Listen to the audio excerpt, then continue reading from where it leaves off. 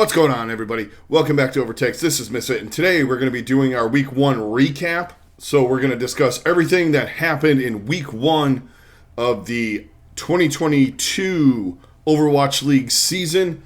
Going to go over some matches, talk about meta, things that we saw that we didn't expect, we expected, all the things that happened in Week 1 of the Overwatch League in 2022. But first, before we do that, I'd like to thank everybody for joining me. Thank you very much for tuning in.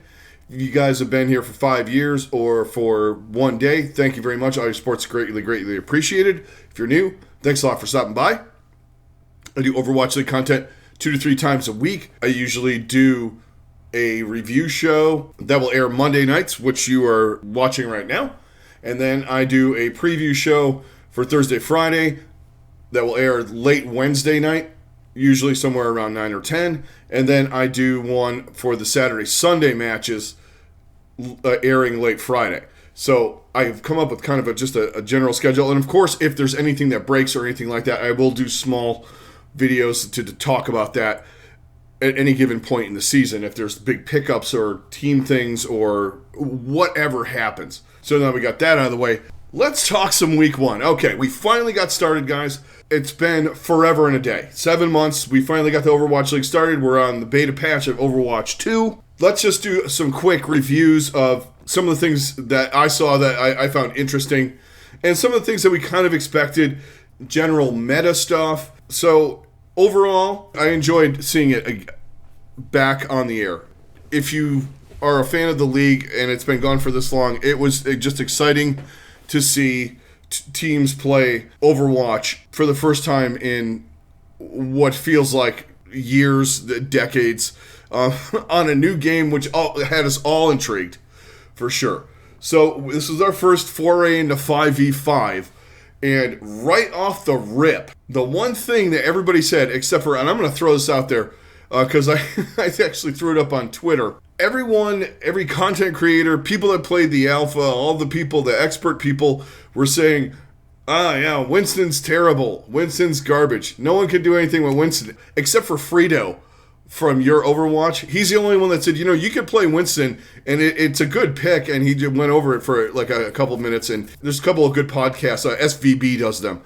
Fantastic job. He has guys like Samito, Frito, he's had Stylosa, he's had all these EVA, Boger.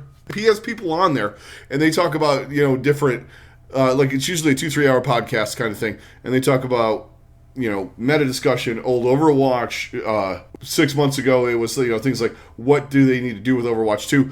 Anyway, Frito said on one of those that the alpha one, that he liked the way Winston played. He was a minority as far as that, but yeah. So we saw Winston, and Winston, obviously, if you guys watched, if you play and you engage and you do the things, basically, if you play him like everybody's saying how God tier Doomfist is, if you play him like you would play a Doomfist in Overwatch 2, it works really well. And these guys, honestly, know how to play Winston. I think that also comes into play. Also, I like the broadcast.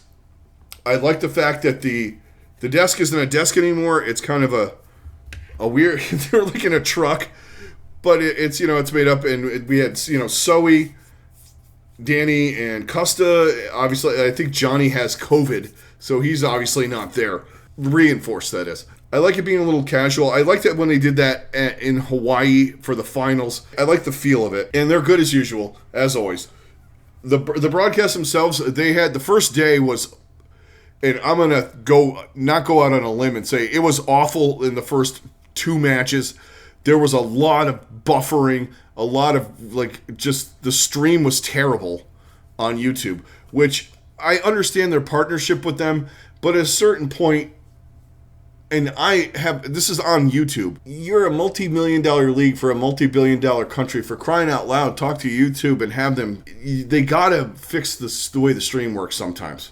That being said, though, I loved all the new caster duos. I've always been a fan of Lemon Kiwi and Leg Day. I really like Jaws and Necra. I thought they were great. I just like the energy that all the casters and everybody have.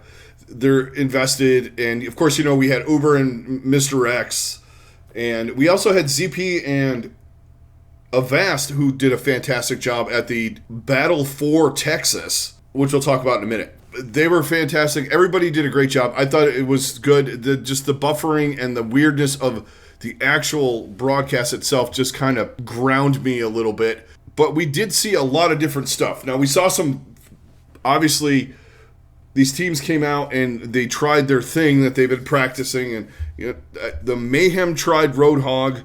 That was a fail. We had Dante playing most of the tank duties for the Outlaws, just solely running Doomfist Dive, which the Doomfist I didn't necessarily not expect, but Dante doing it is what I kind of was thrown by, which I guess it worked and didn't points. Yeah, it was a great opening weekend overall. I loved everything about it, mostly because I missed it. I think I could be a little bit more nitpicky if it wasn't 7 months and pick on certain things in the broadcast and the casting and all that. But I'm not going to do that because I was happy it was back. Screw it. We had Overwatch League back. It was good seeing professionals play this new iteration of Overwatch. It was fantastic. It was fun. It was everything I wanted it to be.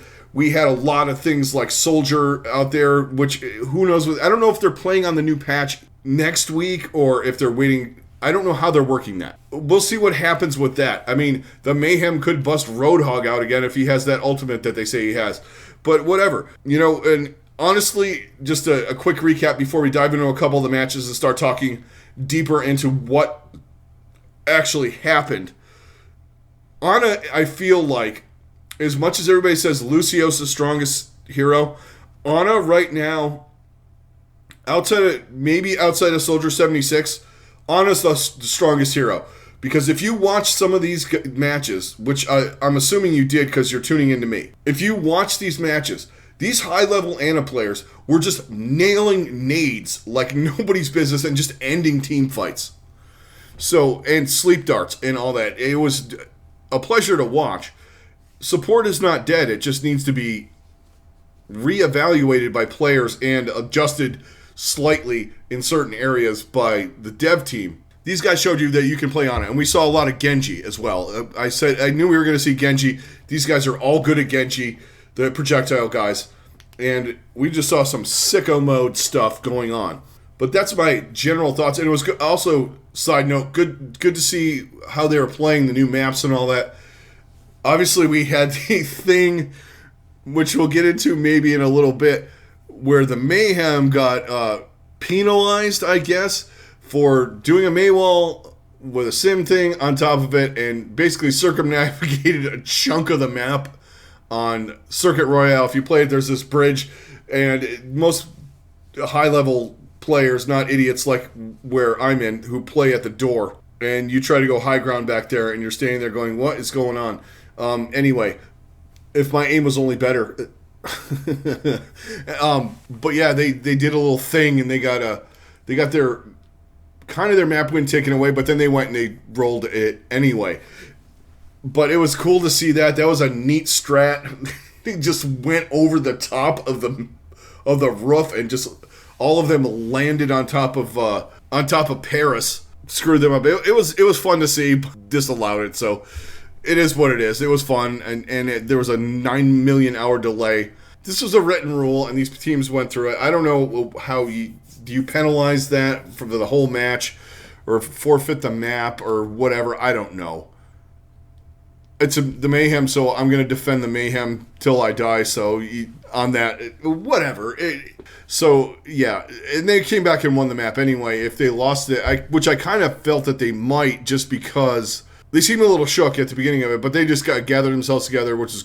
Let's go over the results for the first week of the Overwatch League, and then we'll talk about a couple of the matches. All right, let's just run right down through this. All right, we had first match of the Overwatch League 2022 season. We had the Los Angeles Gladiators winning 3-1 over New York. The San Francisco Shock win 3-0 over the Paris Eternal. The Atlanta Reign win 3-1 over Florida. San Francisco... on Friday beats London 3-0. Boston, in a close match, beats Vancouver 3-2. The battle for Texas was pretty much like the city they were in, but in 1840. Houston comes in and dumpsters the Dallas Fuel 3-0. Then on Saturday, we have Washington beating Toronto 3-1. Atlanta beating New York 3-0. The Gladiators winning 3-1 over Boston. And then today, on Sunday, this is, the Spitfire 3-0 Vancouver. The Mayhem win 3-1 over the Eternal. Dallas shuts out the Washington Justice 3-0. And the Defiant shock the Houston Outlaws and win 3-2. So there are the results. Let's talk about a couple of teams here and talk about what we saw. Let's talk about a couple of the teams that looked pretty damn dominant. First off, let's talk about the shock. The shock, I feel, could be back. And one of the things I was wondering was how Sam, and if they would put Sam in, would do.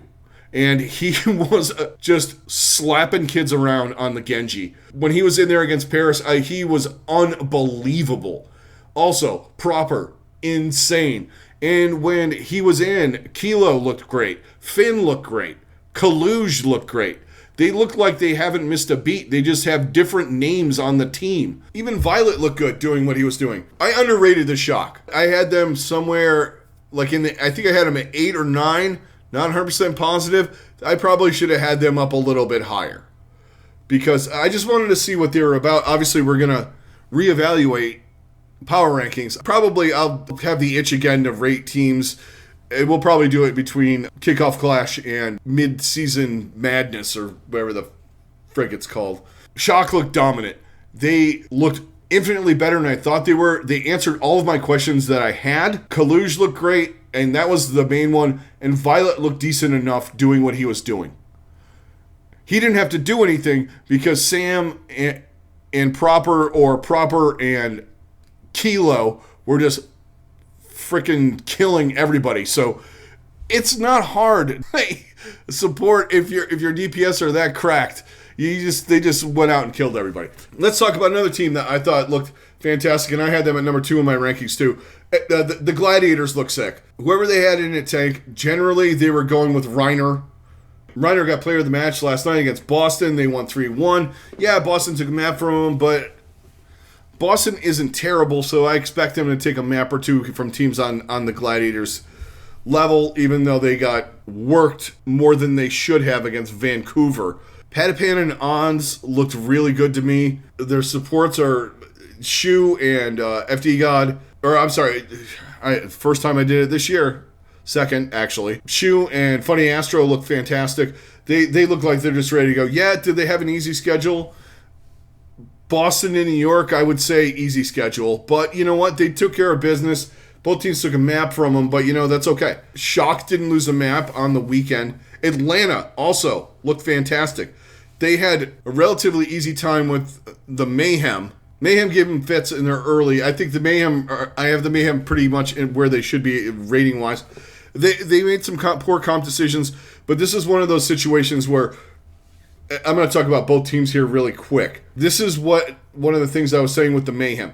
They don't have players to keep up with Atlanta and punish them and take maps consistently. Atlanta several times could have lost maps, but they had guys that were just infinitely better than the Mayhem and took the maps that they needed to take, took points, won fights that they shouldn't have. They did the things that the Mayhem could not do. Now, we could get into teams that kind of I don't really know about this team. The one team I do know about that's still good, even though they lost to Houston, is Dallas. I'm going to give Dallas a pass, but this is also a point of concern if you're a Fuel fan for tournaments. They did not look comfortable on LAN. They seemed to be a little nervous. It seemed like they were out of place. They didn't feel like they were comfortable or anything like that playing on LAN with the big crowd and all that stuff. And, honestly, this year, if you're playing in tournaments, you're going to be playing in front of a crowd, guys. You're not going to be sitting in a room with your buds, and that's about it. Coaches and next room over. You're playing on stage, and they kind of cracked under pressure, except for, I would give Sparkle a pass on that. Other than Dallas losing to Houston. Let's talk about Houston. Houston is being Houston. I had them on the 2 games I lost in my pick'ems involved the Houston Outlaws. as always, as usual, I can't pick either side of this team, and they're maddening. And also, they look really good at times. They look like they should be where I put them in the power rankings. But when teams figure out that you can exploit Doomfist, like Toronto did at certain points in that match on Sunday, having Dante not be able to necessarily switch to a different hero is going to be crippling. Because he knows the Doomfist and he knows the Doomfist. He can't flex like onto, say, Winston, or perhaps go into a Sigma or whatever. He cannot do that. So you are strapped into the Dante Doomfist, the Dauntfist, Doomte, whatever you want to call it, Dontank. The problem is if you counter him, which Toronto started doing, they just focus the fuck out of him because they know he can't switch and go off and play Diva or anything else or whatever other hero is viable. He's not going to be able to do that in the middle of a match and go, okay, they're really countering Doom right now. I need to go to Diva or I need to go to Sigma or whatever. He can't do that. So now you're strapped in with that. I'm a little concerned about that. Otherwise, they look good.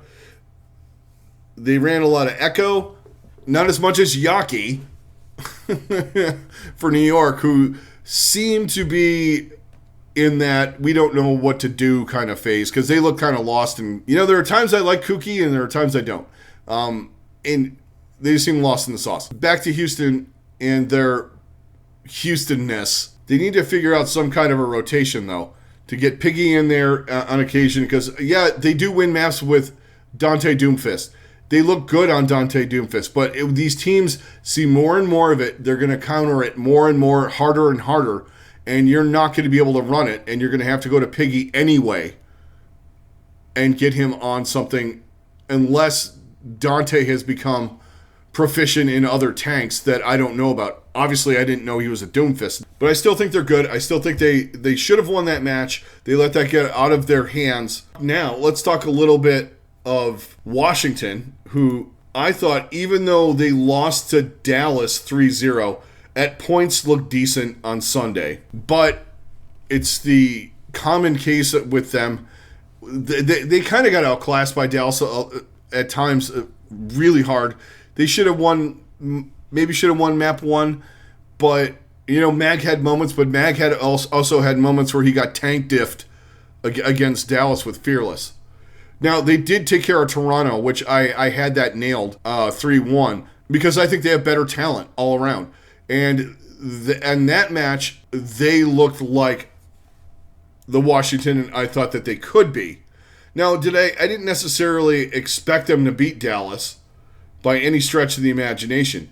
After they got kind of wiped by Toronto in the first map, they got their shit together and did what they needed to do. Guys like Decay and Happy stepped up a little bit, and you saw their support line isn't the greatest. Opener at points was feeding, essentially. Krillin had moments where he looked good, moments where he looked absolutely god-awful, but it didn't really hinder them as much as I thought it would.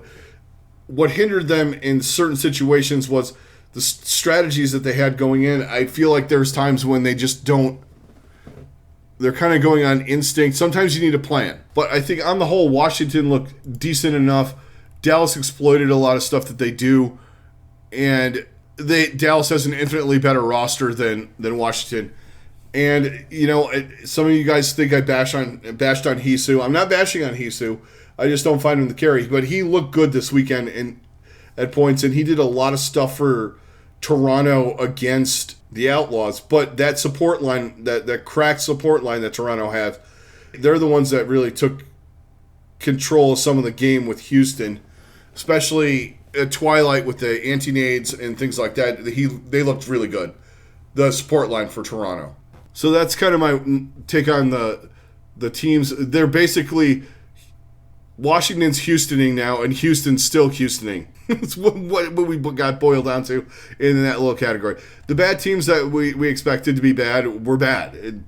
London, I think London's better than Vancouver. I had them one spot above the Titans, and they played like it. London just went out and rolled them.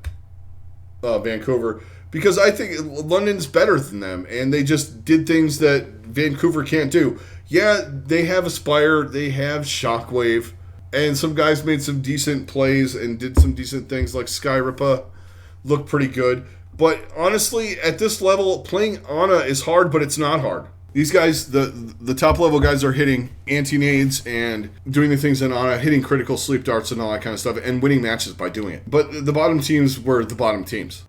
A couple other teams that didn't do as great as I thought they were going to do. I thought New York would at least be a little bit more competitive with the DPS line they had, but they seemed to have a odd take on the meta. Yeah, Echo was viable, but Yaki seemed to play it a lot. They looked okay at times, but they didn't have that grasp on the meta that I thought they would have with that DPS line, and I thought their supports were kind of underwhelming. Yeah, they had Gangnam Jin on main support, which was okay, but it wasn't great.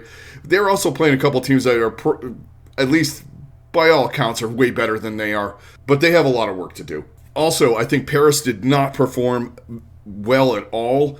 They did not look good. They looked a little bit better in their second match against Florida, but eventually the Mayhem just took over the match, and the last two maps they just rolled them, including the whole over-the-roof penalization thing, and then they just came back out, the Mayhem that is, and really just took it to Paris. There were moments when Paris looked okay, but there just seems to be something lacking. I don't know what it is, but they did not feel like they were playing anywhere near their potential and what I actually thought they were before the season started.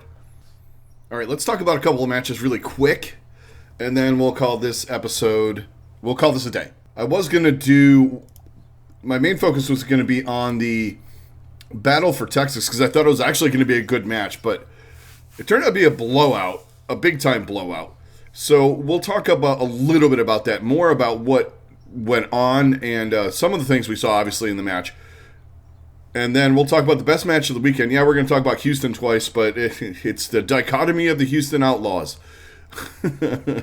And honestly, the last match of the weekend was the best match of the weekend. So we'll spend a little bit of time on that. All right, let's talk Battle of Texas.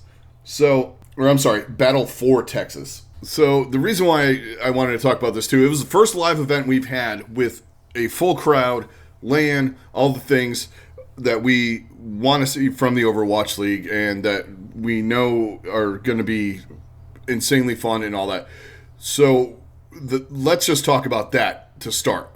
Now, that whole crowd scenario and all of the stuff that was going on in the little bit of the pre-match that we saw on the broadcast, it looked amazing. The crowd was electric.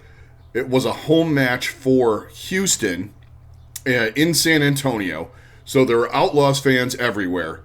There were Fuel fans everywhere because obviously it's Texas. You could get there from Dallas. All the things. It seemed like it was just super fun. What we've been waiting to see for a couple of years now, removed from the last homestands that were like in Washington, I believe, during 2020. That being said, the match itself, Houston just took over in an unexpected fashion too.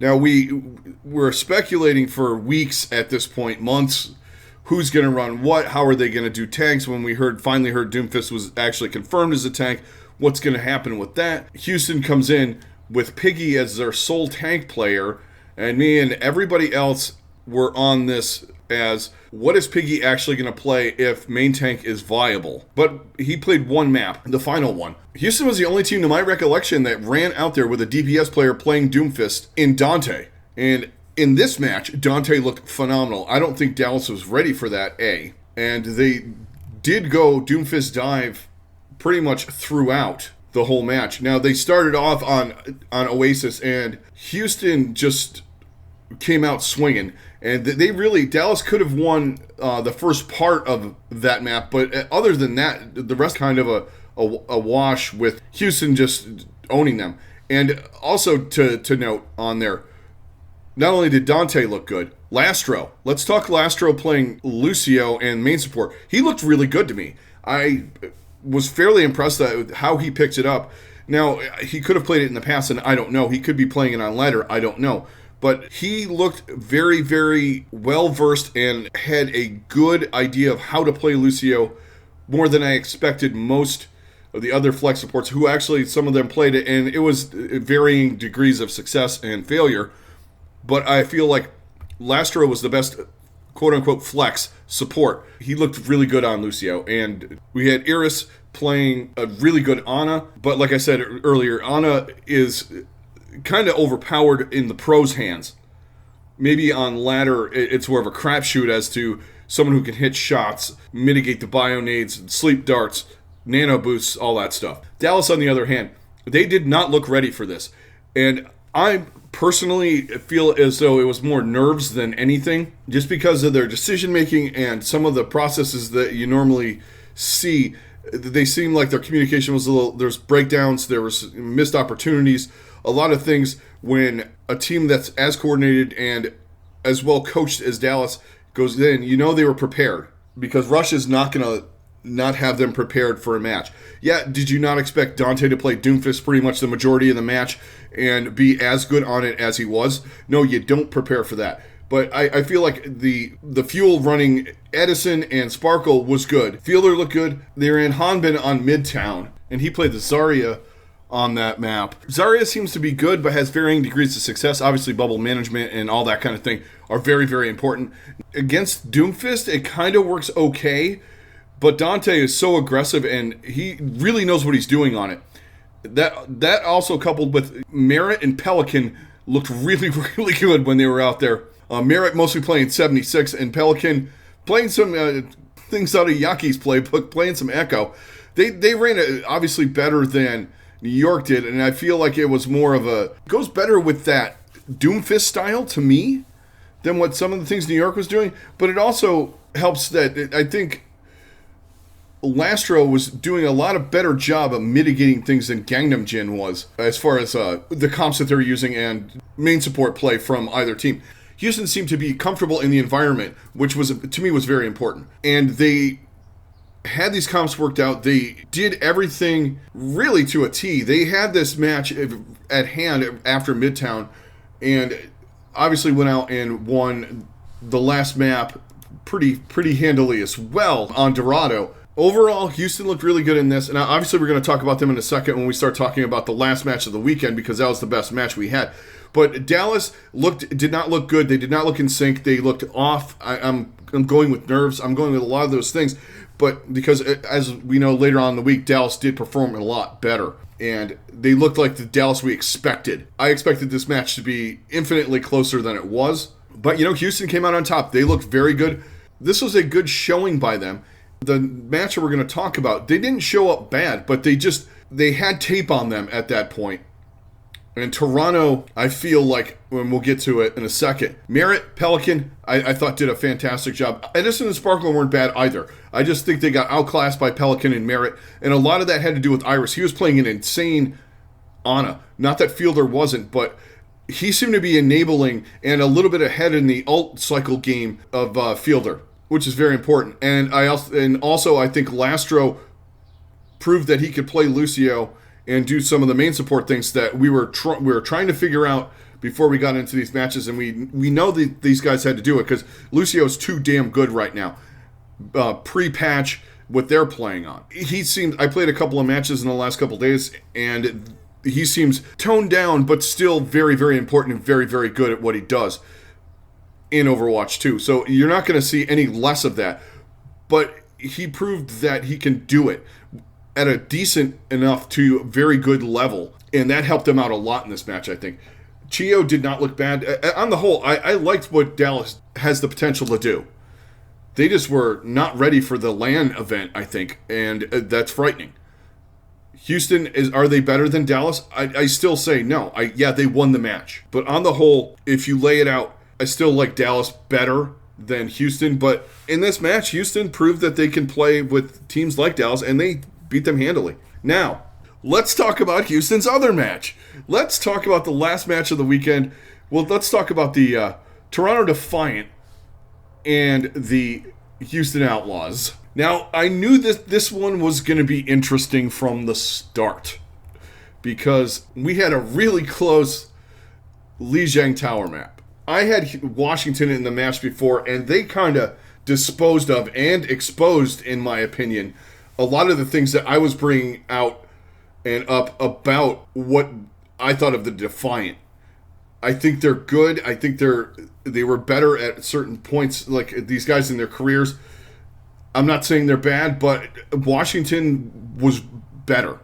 And I think, on the whole, I think Houston is better. One thing in this match is Toronto had tape on what Houston was doing with Dante on the Doomfist. Now, they countered it beautifully throughout this match, and I will not take anything away from them. They won this hands down. They were the better team in this match. One of the main things too in this was their ability to cycle ults. It always comes back to this. They cycled ults better than Houston did. They always seem to be ahead of the curve, especially with Genji blades and things like that. And there were a lot of instances where Finale was getting blades off and doing things on Genji where he would get nanoed and not have to use the blade. They would win one fight with him on nano, getting a couple kills, and then they would have the Dragon Blade for the next fight.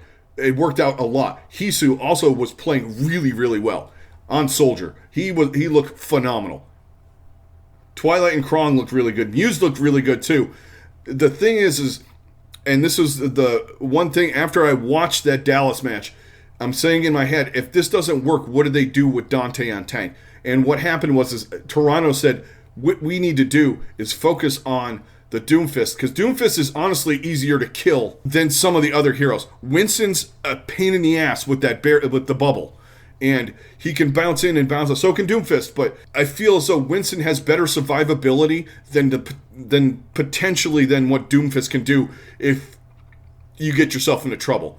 And what happened was a lot of times they would bait Dante in, and Dante would take the bait, blow a cooldown, obviously, he would do damage, and he might get a pick, but it's really crucial for Dante as playing Doomfist to stay alive in these fights. And a lot of times he was eliminated first, and that's not good.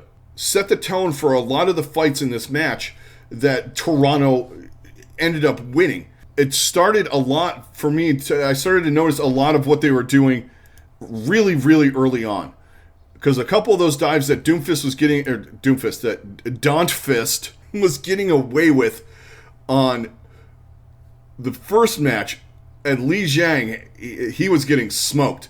There was a couple times in Night Market where he would make this normal foray in, and he would get slept, naded, and just killed. They would bait him in so perfectly. You need a guy like Twilight to mitigate these situations. That also helped them out a lot, Toronto. It was like immediately upon Dante in the air, yes, Twilight would take a little bit of damage. He would either sleep him or he would hit him with a nade. And it was working out to perfection. They mitigated that beautifully. They took Li Jiang Tower easily. King's Row was kind of a crazy, crazy map where you got to see like the 5v5 madness. And it was, I thought it was one of the best maps of the week. Houston was at 5-4. It was so close at times.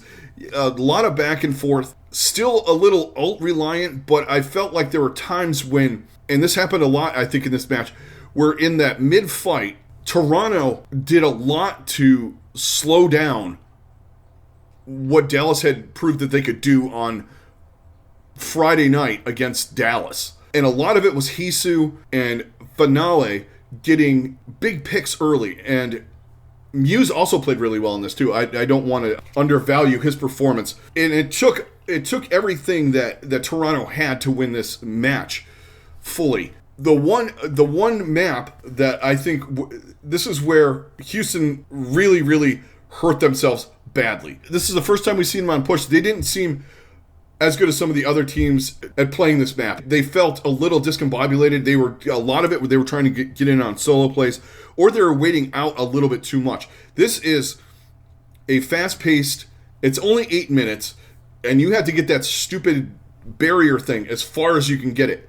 And there was a lot of times where I was questioning their disengages, because you can, in certain points, if you lose a DPS or something like that, yeah, it's going to hurt you. Like if your Genji gets, which happened, Pelican would get killed or Merritt would get killed or something like that, and they would back out of a fight. Now, if Dante or perhaps Iris dies, yeah, maybe you back out. But I feel like they didn't engage enough on some of those fights where they had lost one player, and they just kind of let Toronto dictate the pace of the match, or the map. And there were a couple instances where Toronto actually backed off the bot and let the Outlaws engage with the bot and start moving it so they could get set up for a play, and they just would take it right back and just keep continually pushing it.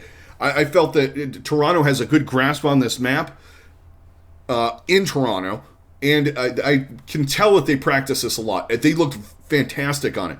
And then the last on Ilios, Toronto just rolled them. I don't know if Houston was, they were in Houston's head at that point. They had this one strategy, and they couldn't or didn't want to vary off of it. You also, like I keep saying, Dante's your Doomfist guy, but if Doomfist isn't working, what do you do? And they were kind of at that point, and I felt that Toronto just took advantage of it and just kept doing and pressing, really, really making it hard for the engages and the dives in with Doomfist. They were making them almost impossible for Houston to deal with. But all in all, Toronto, I got to tip my hat to them. They played really, really well. They played above my expectations in this, and I don't think necessarily that Houston played poorly. They just got out-comped and outclassed. So those were my two highlighted matches of the week. Some weeks I'm going to have more. Some weeks I might just do one and go more into depth what I think about it. I miss the replay viewer because I can't go back and look at some of the stuff because I'm a nerd. I like doing that.